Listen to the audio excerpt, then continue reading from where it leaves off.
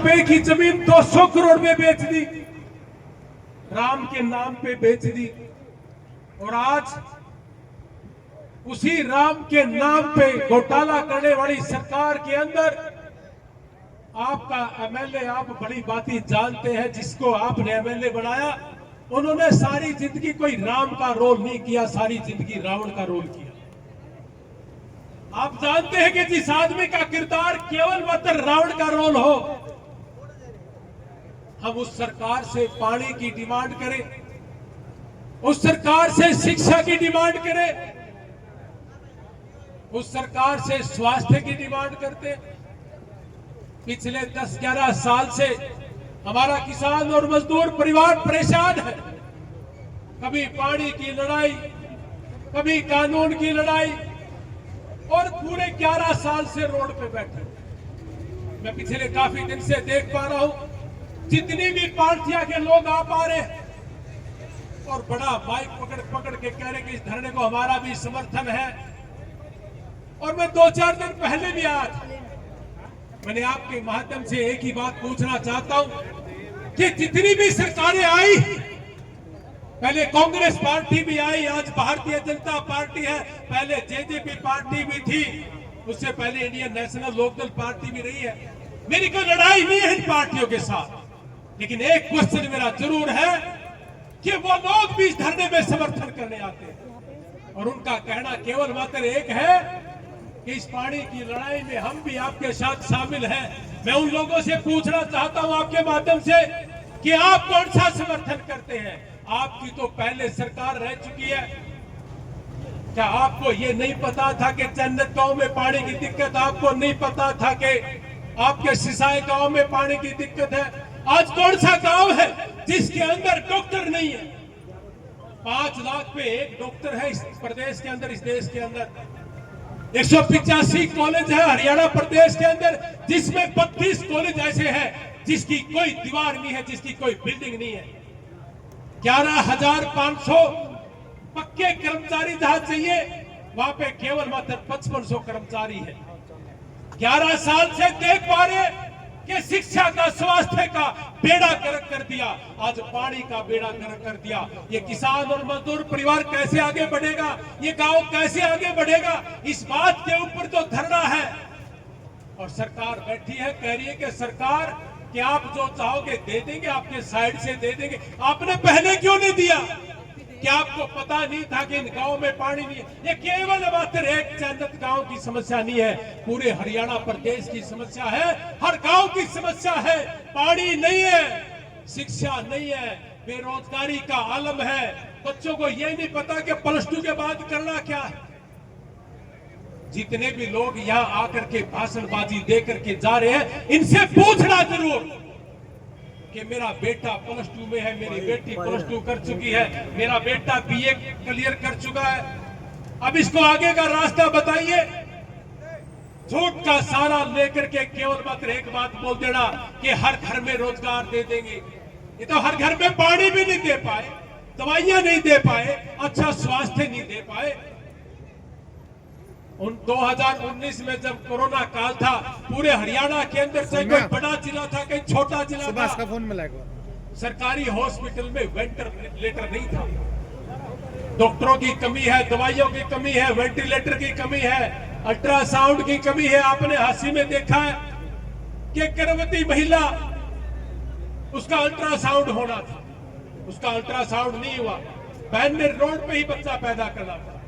आज उस सरकार के खिलाफ हम धरना दे रहे, जिसको यही नहीं पता कि मूलभूत सुविधाएं क्या है, हमारा देश किस तरीके से आप आगे बढ़ाओगे। आप बात करते हैं किसान की दोगुनी आय करने का, 11 साल से तो आपने जो आय हमारी हर साल होती उसमें ही नहीं लेके आए। आज पानी के लिए तराई तराई कर रहे हैं हम सारे के सारे। कड़ी धूप में बहनें बैठी है, हमारे भाई बैठे हैं, पिता समान बुजुर्ग भूखे बैठे हैं और पानी की डिमांड कर रहे हैं, और सरकार का कोई नुमाइंदा ही नहीं आया। अब सरकार का नुमाइंदा आएगा कैसे, जिसने कभी किरदार राम का निभाया ही नहीं, केवल मात्र रावण का किरदार निभाने वाले आदमी। ये आपके बीच में आपने MLA बना दिए, अपने गांव में बहुत से लोग ऐसे होंगे जिन्होंने बूथों पे लड़ाई लड़ी होगी कि मैं भारतीय जनता पार्टी का कर्मठ नेता हूं। मैं उनसे भी पूछना चाहता हूं कि आप 11 साल से क्या इस तरह के लोगों के साथ खड़े हो? क्या आप कांग्रेस पार्टी ने 10 साल राज किया था उसके साथ खड़े हो? ये पानी तो किसी भी सरकार ने नहीं दिया, शिक्षा भी किसी सरकार ने नहीं दी। अपने यहां टीचरों की कमी है। ये सारी चीजें अगर पूरी होंगी तभी तो ये प्रदेश तरक्की करेगा, तभी तो ये गांव तरक्की करेगा। नहीं तो सारी दुफारी जैसे बैठे हैं वैसे ही अगले 10 साल तक भी बैठते रहेंगे, लेकिन तरक्की नहीं होगी।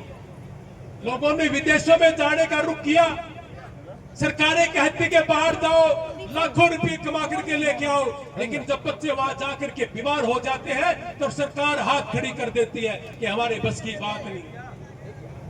तो इसलिए मैं भी 2-4 दिन पहले आया था और अपनी बात रख के गया था। आज भी आया हूं कि मैं जब जब आप मुझे बुलाओगे या मैं समय समय पे आता रहूंगा, और इस धरना का, इस प्रदर्शन का मेरा समर्थन भी है। और साथ में जैसे पिछली बार कहा कि भाई साहब थोड़ा आप हमारी सहायता भी कर दे, तो ईश्वर भाई मेरा कान में नहीं बोला क्या हो, तो दे दे। मैं कहा 61 दे देंगे, कोई बात नहीं। तो सबसे पहला तो भाई जो 61 ले रहे हवा दे दे ताकि मेरे भी वजन ना रहे। तो मैं एक छोटी सी भेंट लेके आया हूं जी 61,000 रुपए की, ये मैं दे रहा हूं इस कमेटी को, आप ये ले ले। ये 2-3 दिन पहले मैं बोल के गया, और समय समय पे और भी जब भी मैंने कहा था कि बुजुर्ग है, बीमार हो जाए, मेरी चाह भी जरूरत पड़े, मैं दवाई पानी का खर्चा भी देने के लिए तैयार हूं। लेकिन आप डटे रहना, आप इसी तरीके से लड़ते रहना और अपने बच्चों को पढ़ाना जरूर। जिनका बेटा बेटी +2 BA कर चुका, आप सरकार के भरोसे मत बैठना। 3 करोड़ लोग हैं हरियाणा के अंदर, 3.25 लाख से ज्यादा नौकरियां नहीं है, लेकिन आप इनके बहकावे में आने का काम मत करना। ये कहते कि आपको घर घर नौकरियां दे देंगे, इनसे पूछ तो लेना कि आप घर घर पानी ही दे दो, नौकरी की तो बहुत दूर की बात है। जिन बच्चों ने बाहर जाना है, जिन बच्चों ने कामयाब होना है, मिलना हमारे से, हम बताएंगे आपको रास्ता बाहर निकलने का।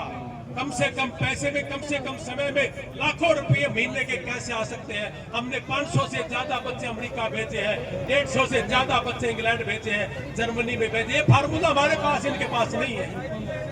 तो आप तैयारी पकड़ो और बाहर निकलो और अपने बच्चों को रोजगार दें, अपने बच्चों को बिजनेस दें। इनके पास नौकरियां नहीं है। तो आप इस धरने के अंदर आए, बड़ी गर्मी है और आपने मुझे बड़े प्यार से सुना। मैं तो एक ही बात कहूंगा कि पिछले 30-40 साल से ऐसा कोई नेता ही नहीं पैदा हुआ जिसको हम देवीलाल की नजर से देख सके, जिसको हम दीनबंधु सर छोटू राम जी की नजर से देख सके। अगर ऐसा कोई पैदा नहीं हुआ तो नारे किस आदमी के लगा रही है, ये चीज सोच के जरूर जाना। जिनके दिलों में पीड़ा नहीं है, केवल मतलब पैसे के ढेर पे बैठे हुए लोग हैं, इन लोगों की सुन के घर जाने से पहले एक बार सोचना जरूर। इन लोगों का समर्थन करते हैं, इस बात का समर्थन करते हैं, इनके पास शिक्षा नहीं है, इनके पास स्वास्थ्य का कोई कारण नहीं है कि कैसा हमारा प्रदेश आगे बढ़ेगा। आपने बड़े प्यार से मेरी बात सुना, इस पे गौर भी करना। ये बहुत निकम्मे लोग हमारे बीच में आ रहे हैं, अरे चोर उचक्के हैं। अब की बार ये आदमी ठीक नहीं है, अब की बार कांग्रेस को बढ़ा देते हैं, अब की बार भारतीय जनता पार्टी के खिलाफ आवाज है, अगली बार कहेंगे जी कांग्रेस ठीक नहीं है, भारतीय जनता पार्टी के। इसी ऑप्शन में फंस के हमारे और हम अपने बच्चों को बर्बाद करने का काम करें।